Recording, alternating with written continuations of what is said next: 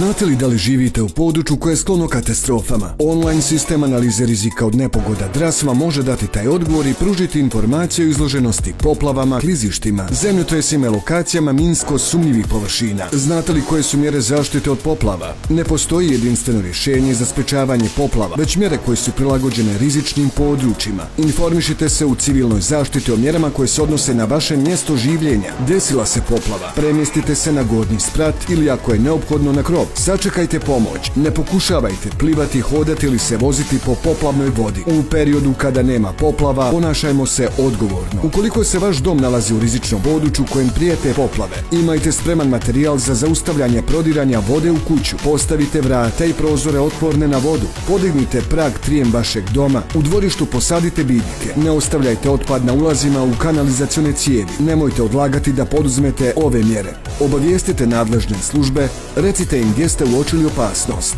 Za svaki slučaj budimo spremni.